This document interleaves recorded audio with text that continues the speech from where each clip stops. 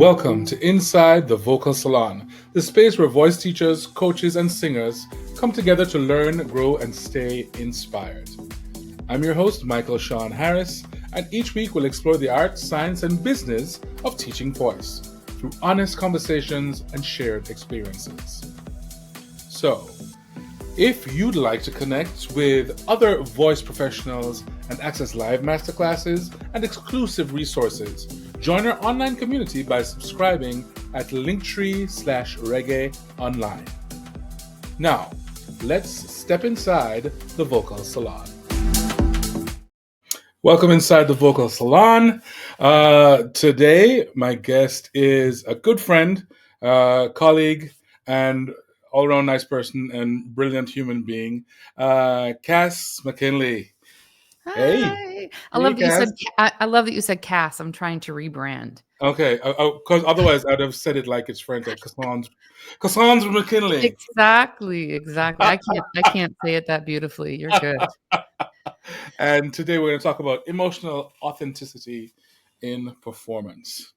Thank you so much for being here, Cass. I'm thrilled. I'm so excited, and I like this topic. Because as vocalists, certainly our focus is generally pedagogy.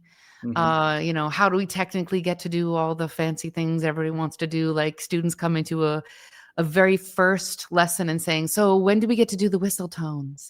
When do I get to riff like Tori Kelly?" Yeah. And all that, and we get into like the basic things. But for me, the basic things are, well, what are you trying to say with this? What's the whole point of you being a singer? Mm-hmm. Do you have an end game, and what is the end game? Is it to be Taylor Swift and just make a whole bunch of money and have e-commerce, and Mm-hmm. have a Barbie doll made after you? I mean, if that's the goal, cool. Okay. But mostly when you ask that question, the answer is always, well, I have something to say. Mm-hmm. I'm an advocate of something. And that's a great start. Yeah. Because then we can start to push artists to grow from a place of emotional expression as opposed to vocal prowess. Right. And that's always where I stand on that. Mm-hmm. We know we have these recital prep classes, and it's something I was doing before. But there's 3 questions I ask the students that I get to answer. It's like, who am I as an artist? What do I want the audience to feel? And what's my show about? And they really need to answer it with one sentence. So usually it starts with a paragraph and like a meandering paragraph. And I say, okay, so let's whittle that down and focus and see, what are you trying to communicate? And who are you wanting to be authentically and communicate to the audience? What do you want them to feel? So Exactly. And that's a broad umbrella, because then yeah. when you start breaking that down from song to song, well, some songs, like forget your troubles, come on, get happy. Like, Yeah. do you have to be deeply emotionally connected to that song? Right. No. Maybe not, but Yeah. maybe you actually do. Mm-hmm. And if you do, well, then you start talking about, well, what is the arrangement going to sound like in order for it to say what you want it to say? But just the arrangement isn't enough. Then you actually have to connect to it. Yeah. Yeah. So that's where I think it gets challenging, because there's always that discussion of, well, what comes first? Is it the technique that comes first, or is it the expression that comes first? And Mm-hmm. that's going to differ from teacher to teacher. That's going to differ from student to student based upon what their goals are. Yeah. Or client to client, because there's that too. Mm-hmm. But my thought process is, how can I make it so clear that it's the emotion that drives the technique just as much as the technique enables the emotion? Yeah. I think those things do work together, but we also know artists, some favorites of mine, Willie Nelson, not a technically proficient vocalist. No. We're not all sitting back and being wowed by his, ability to sing a beautiful tone like Roy Orbison or something like this. Mm-hmm. But he makes you feel something. Right. There's a great example of Bob Dylan singing What'll I Do on his jazz album. Mm-hmm. And I ran across the track. I didn't know who it was. I had no idea. It was just one of those like on a playlist on Spotify, and it just popped in. And so I had no reference, and I started listening to it and I started weeping. And when I ever looked and saw that it was Bob Dylan, I just was completely floored. But in that moment, I thought, yeah, even Bob Dylan can move you to tears, not just the words that he says, the poetry that he Mm-hmm. creates, right? But it's the way he sang that song. I listened to the whole rest of the album and I thought, like, it's not. Mm-hmm. But that one song, and my takeaway was there was something very personal there Right. that he couldn't help pour into the delivery. Yeah. And the delivery was super imperfect. And sometimes it's the imperfections. It's the texture in the imperfections that really get to you. I mean, Absolutely. I remember seeing Joni Mitchell, a few years ago. She was performing on the Grammys, Mhm. and she's older now, and you can hear all the cracks in her voice, and she can't make all the notes. But I was glued to that performance. It was the most beautiful thing I'd heard in such Mm. a long time. It's so authentic. Yeah. Mhm. And that's the thing. So I think the goal is always to start there. This is just my personal take on this. Of course, everybody has a different goal, but Hmm. my in my own artistry, it was always driven by emotion first. I was never a singer that thought, well, I want to do all the acrobatics, and I was so moved by belting when I first heard it because I first heard it in musical theater. Hmm. And belting in musical theater was always directly attached to um, a crescendo, but an emotional crescendo in a song. Hmm. Where the let's say the actor in this situation, um, you kind of can't help that overwhelming thing happens, and then there's the belt. So I got it immediately attached to like, wow, okay, belting Hmm. is a great way of somebody erupting, whether they're erupting in love, whether they're erupting in pain, whether they're erupting in anger. And so I fell in love with that particular technique. And Hmm. that became a very big part of what I do as an artist. And I'm deeply emotional in my singing. I've mellowed as a person that way, but not in my singing. Okay. In my performances, it's always very like, you know. Um, and what's amazing about it is I don't care at the end of a show if someone comes up and says, "Wow, you're such a great singer." Hmm. Like that's always it's very sweet. I don't take that for granted, certainly. Right. But when someone walks up to me at the end of a show and says, "I feel like I should just call my wife and tell her we should work this out." When someone listens and then takes their own action after, Hmm. the job is done for me. Right. Like that feels Right. like I've done the job. Or if someone is moved to tears or even frustrated. I've had that where somebody has been very frustrated because I've sung something that I was in the moment, so deeply in the moment and so deeply frustrated in the moment of delivery that it sort of like catches like fire. And then suddenly they feel it and they associate it to their own experience of Hmm. frustration. Um, that to me is the whole point of being an artist. And that means Right. visually too. If like when you go see visual art, if you can look at something on the wall and it looks like a big mess of paint, but somebody is standing there and just like that is Right. incredible work. But it's also very vulnerable. And That's the word. how do you get your students, because a lot of times we're afraid of that. We're like, Yes. I don't want to bare my soul to everybody. I don't even want to bare my soul to myself. I don't want to touch these things that are going on in my life. How do you get the students comfortable with being vulnerable in that way? Yeah. It's actually harder with clients than students Okay.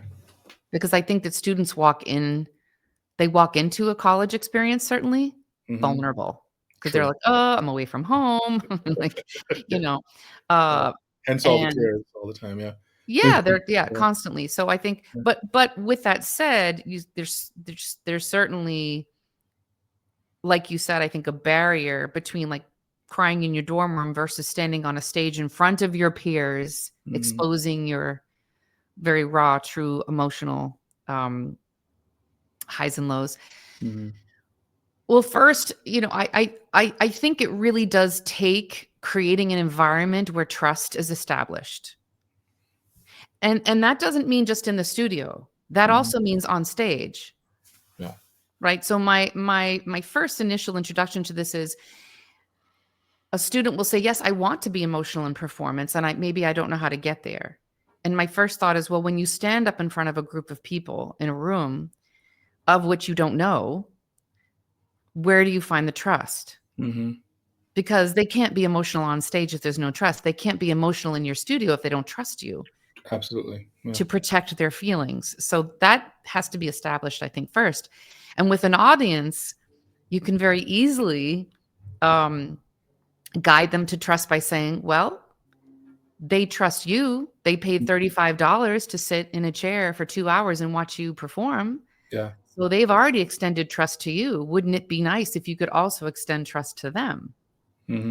You trust them as they trust you. So that's an easier concept, I think, to deliver and for people to absorb and say, okay, that's true. If they've come, maybe there's that one person who came to see you because they're super jealous and they're in the back being a hater because you're amazing. Right. That's fine. And you can still use that. So that's fine. You can still use that. Absolutely. Yeah. But in the studio space, trust is important. And that's where I feel like I sort of put the pedagogy to the side because that's very intimidating. Instead, creating a space where we first talk about, well, what are the things that you want to express emotionally? And then let's choose material based upon that. Right. Instead of forcing a song on them that they now have to go, how do I attach a feeling to this? That's really tough. It also gives them the empowerment to choose what's material they want to dive into. Right. Right. Whether that's a classical piece, whether that's blues or jazz or whatever, there's certainly plenty of songs that they can go and spend a couple of hours on Spotify and find something and go like, oh, that triggers something. Yeah. But you're right in that that's such a scary word, especially in academia. Let's just say that. Yeah.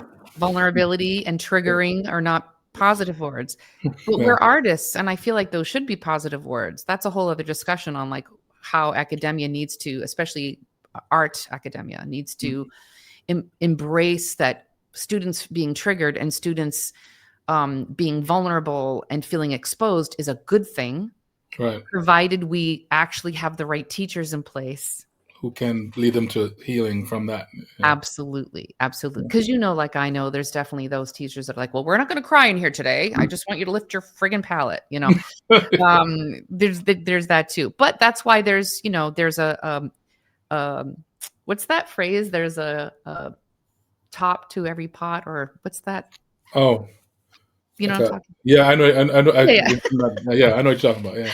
It takes a village, right? So there's different kinds, but if you can establish that trust, and a lot of times, I don't know about you, but it means being human and letting them sit there and go on and on about, what a crappy dad they have, or that they have a strained relationship with their brother, or that their boyfriend broke up with them. As soon as they moved to Boston, or, you have to create space for them to express that. They have to feel like they have a voice first, right? Absolutely. Yeah. Before they can have a voice. So that's to answer your question there. That's how that's established. Just creating an environment of like being honest and open, and commonality by saying, "Oh, I understand. I've experienced that before. I see you. I hear you." And it's just so important. I think giving them the allowance is the first step to all of it. Right. Yeah. So extending some grace to them and creating a nurturing space. Yes. Yeah. Yes. Yeah. And permission. That's a great place to start.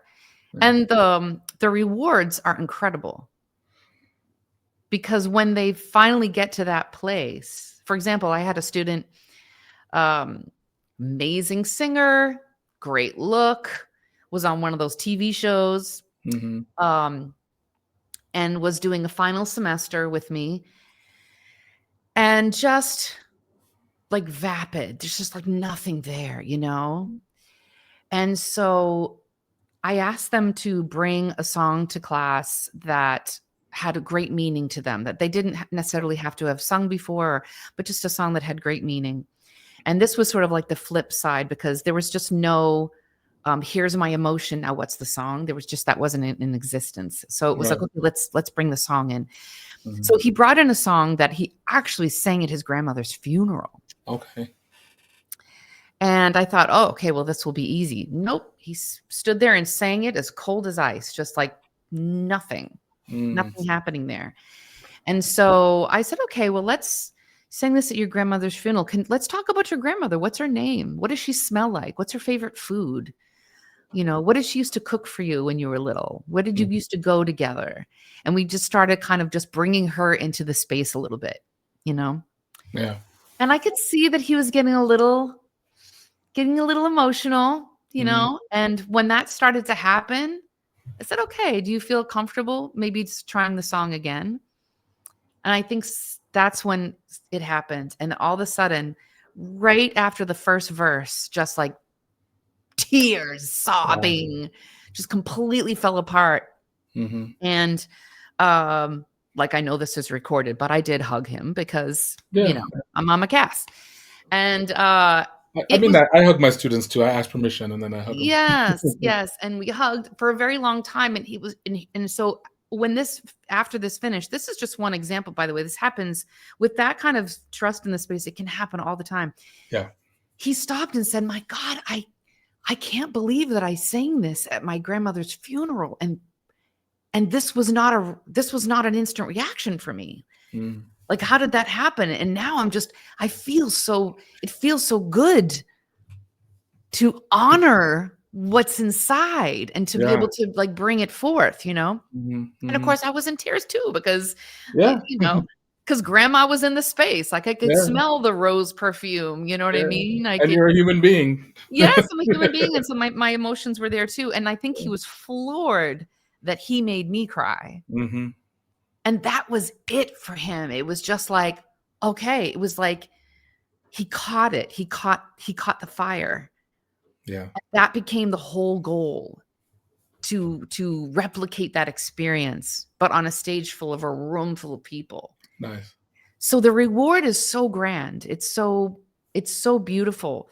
And it's cathartic for them as well. It's cathartic for me every time I have a particular song that really feels connected to my dad. I know you probably have the same thing, material that you feel very connected to, that brings you right to those moments.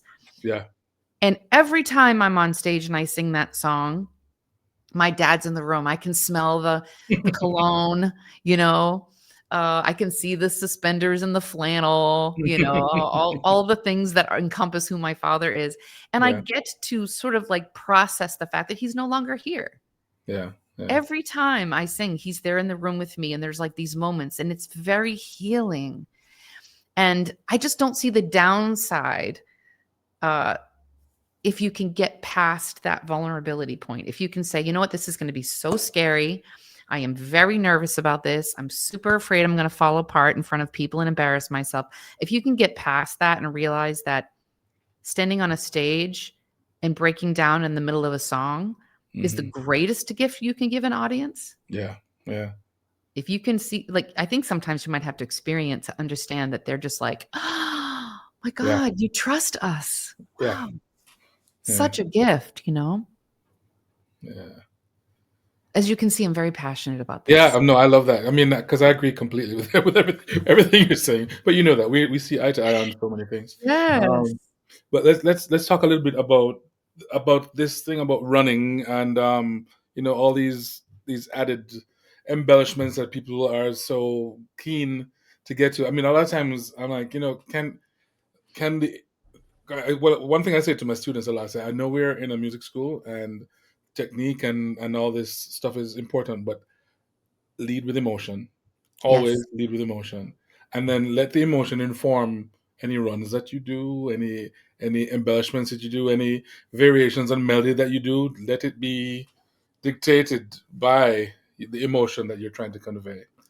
How I mean, it sometimes it takes a while, because some of them come in with Ariana Grande in their ear, and when they sing, they're hearing Ariana Grande or they're hearing Beyonce or somebody else, and so for us to let them release that other person's voice and actually embody their own, what are some of the ways you bring them to that point?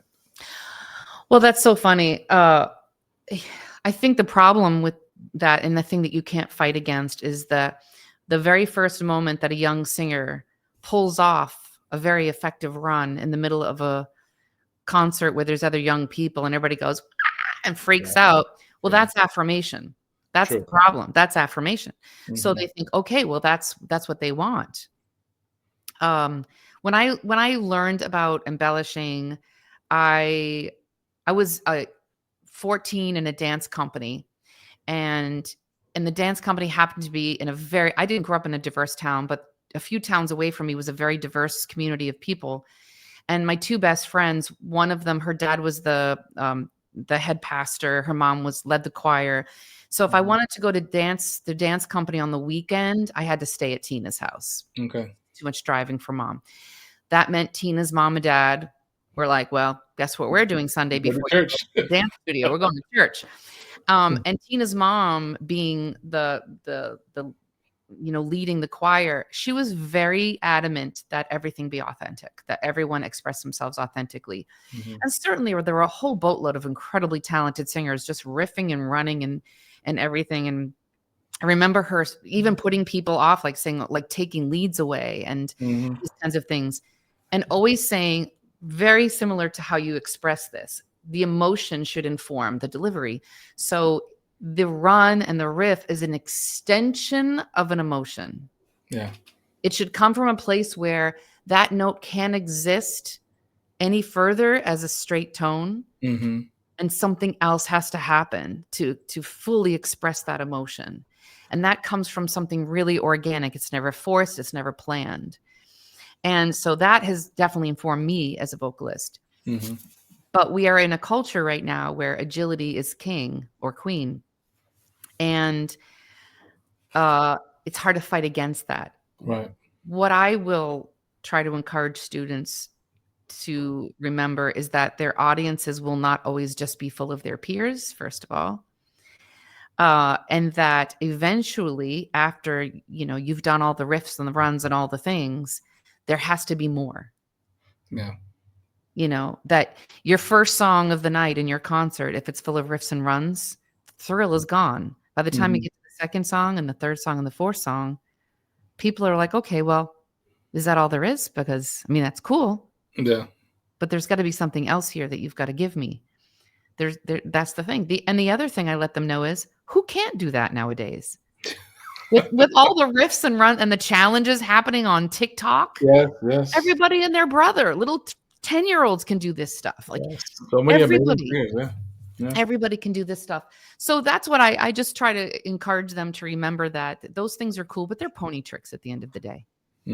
There's pony tricks, unless you're doing it like I tend to play a lot that video of Yeba doing her first So Far Sound in New York. Okay. And singing My Mind, because to me that is a perfect culmination of expression and agility and technique. And she's imperfect in moments of that performance, but what she does perfectly is she is so connected to the song, having written it herself, and the agility works. That's a church moment for me. Yeah. But that's not always going to be the case if you can't pull all that together in one performance. So, and I think I mentioned to you that Robert Glasper, who's actually very closely attached to Yeba, they work together all the time. They record together all the time. He recently, and I told you about this post. He recently posted like, "Hey kids, there's got to be more." Yeah, you want to watch a little bit of it? I think I would love to. I love it. It's a great message. Sure. Let me go find it. There's some swearing here, though. Singers, all my it's okay. musicians, especially rhythm section. musicians. Y'all playing too motherfucking much. It's too much. I'm exhausted. When I go on IG, I'm exhausted. Just watching y'all motherfuckers. It's too much. Everybody's playing too much. They're too choppy. Singers is running too much. Y'all don't even got no original sound. You're just singing, just running. Everybody's running. Everybody's chopping. Listen, everybody has chops. Let's just put that out there. Everybody's fast. What else do you have? What else you got? Everybody's fast. Who cares at this point? No one gets hired because they're the fastest. You know what I mean? Like, what else you got? You need to have more diversity in your plan. You need to make people feel good. I want to watch something like, yo, that feels great. You know what I mean? Oh, she sings. Oh, that sings great. You're a great singer when you can sing some shit and not have to run and make somebody feel something. Yeah.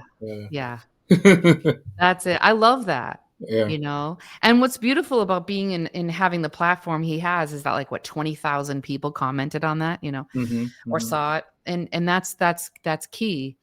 And maybe more of that, maybe more people in a position of influence, right, sending those messages out and making it very clear to the younger generation, like there's more to this. It's interesting because I know that there's always a shift of styles, like the popular styles, and right now this is the wave that we're in. Right. But you know, in the 70s, you know, when we had the Laurel Canyon crew, none of this was a factor. Nobody was listening to James Taylor based upon his prowess. You know, it was more the writing and the delivery being so authentic. And Joni Mitchell, you mentioned earlier, Joni Mitchell, like just another incredible, authentic delivery of true emotion. Nothing over the top, even. You know, it was subtle, so subtle. Yeah, and those subtle deliveries are really where it's at. So. I think that's just the thing that I'm always sort of like pressing and pushing for. And I notice more and more, and I hope that continues to be the case, that the pushback isn't there either from higher ed in spaces where maybe we can create more of a safe environment, and more teachers obviously too that understand how valuable this is. But it's some of the most important work that I do as a teacher, and I'm constantly trying to create more curriculum that focuses on this very thing. Okay. You know, because we talk about it, but we're not necessarily teaching it, because there is, as I said, and you mentioned earlier, how do you teach this? Right. Well, there's definitely a way in which this needs to be taught, that is safety being the number one factor. Students feeling safe. Yeah. To do the work. It's not like you can't just take any teacher and throw them into this kind of. No, definitely not. Yeah. Right. No, we're not all empaths. So that's the thing. I mean, for yourself, that I would pose the same question, you know, how do you approach that? Yeah. I mean, that's even in my improv class, because a lot of people come in who are afraid of that word, improv. And it really, like, the first few weeks is just creating an environment where everybody feels safe, where everybody feels safe to make sounds, to make mistakes, to go off. I mean, I'm always encouraging them and all my students to explore the sounds that they can make, whether they interpret them as good or bad, because I think there's a place for all of them. And at some point, they might want to use all of those sounds, even the ugly ones. So I said, make the ugly face, make the ugly sound, and, you know, get comfortable with it and how you can use it, because you'll find a place for it at some point. Absolutely. Yeah. You know, so that's And where it starts. There was, you know, back in the 80s when it was totally cool to be triggered and there was no accountability. Yeah. You know, I went to BOCO, I went to Boston Conservatory, and I remember, you know, doing movement classes where, I mean, people were triggered. It was kind of like the whole point of your first year at that college was to like unzip and just like let all your insides be exposed. And your teachers are basically taking a hardwire brush and scrubbing at your soul. Yes. You know, and but I'm so grateful for that experience. And there was because it did make me a very emotionally available performer and artist. But there was a class there that a woman named Fran Charnas taught. She's just actually retired.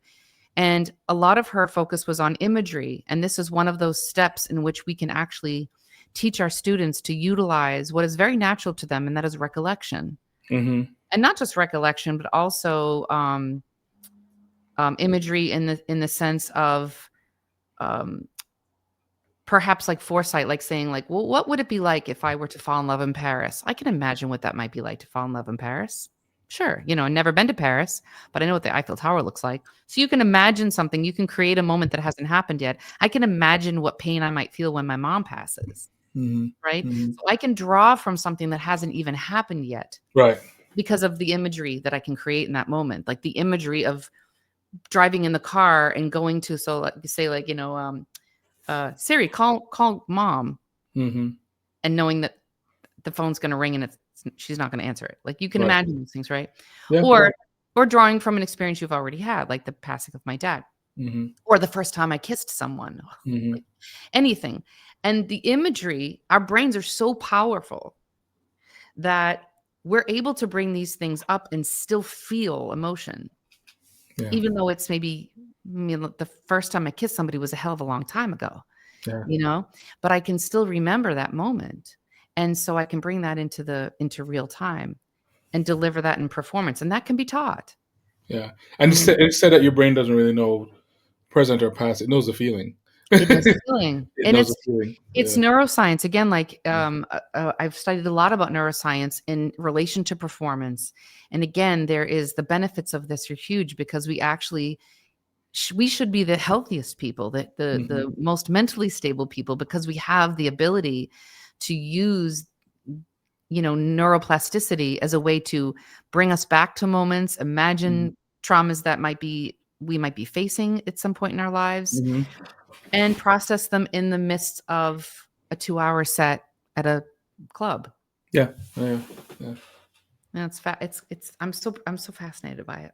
Yeah. Good. But Cass, I mean, I don't want you to give away the shop, because at some point I'd love you to come and do a full masterclass with this community as we grow. Thank you so much for this conversation. It was awesome. I really enjoyed it. Cass is gonna give away some of her time to the first person who will email office hour with Cass to team@reggaeonline.com. So be the first person. It's only one. Otherwise, you got a pair. We're working people here. So and then if you're part of this, if you subscribe to be a part of this community, you will be able to experience a masterclass with Cass at some point. So thanks again. And, so great. I love what you're doing. This is really, really cool. Thank you so much for having me, Michael. Oh man, it's my honor and pleasure to have you, because I could sit and chat with you for hours, as we've done. Yeah, we sure have. Yes. Yeah. So, thanks a lot. Thank you, Reggae Online. Yay. Thanks for spending time with us inside the Vocal Salon. If you enjoyed today's episode, please follow and leave a quick review. It really helps other teachers find the show and join our growing community.